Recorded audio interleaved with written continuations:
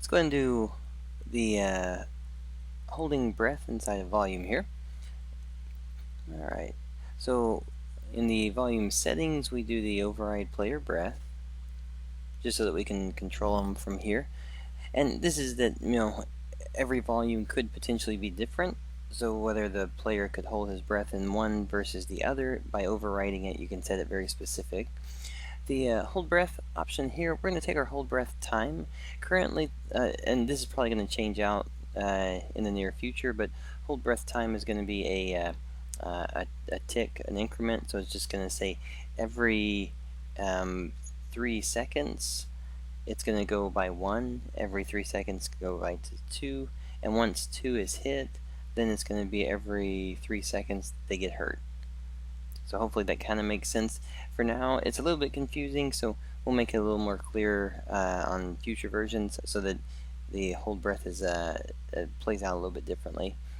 Alright, so what we're going to do on this one though is hurt amount. If no breath, we'll just do a 5-point hurt directly to the player's health. You could do a direct die on this one as well if you wanted to. And then the increment again, this will be how often he gets hurt, and then how often is he able to hold his breath. The hold breath till exit, meaning that you have to get all the way out in order to recover. The recovery type, you can either choose none, you can do an instant recovery when you exit, and then you can also do a time-based recovery where it just starts to increment back up until you get to the full health recover, the hold breath amount. We'll do instant for this one. And then the show default counter is just if you want to show the counter happening here, or you can use a watcher brush and then you can stick it to a GUI somewhere on the screen. Alright, so if we do it with these settings here, we'll have it where when he jumps in, he'll have his holding his breath for 3 seconds, and then increment 3 seconds again, and then he'll start to get hurt. And then every 3 seconds, he'll be getting 5-point damage applied to him. Alright, so then if I get out of the water and then go back in, again I have my 3 seconds, and then increment again to 3 seconds, and then start hurting. Alright, and then if we were to continue hurting, and or if the player continued hurting in water and died, he would die.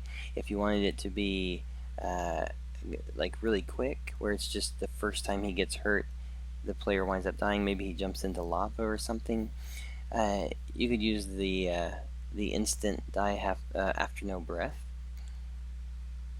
So basically after 6 seconds, the player would just go from regular player to die, then death state. So if we drop him in, we start to move him around, and then 3 more seconds later, he winds up dying and going to the state. Okay, so this can be basics for the volume. That should cover us all on, double check here, that'll cover us all on those pieces. And then actually let's go ahead and we'll wrap up with one more video on the jump after this one.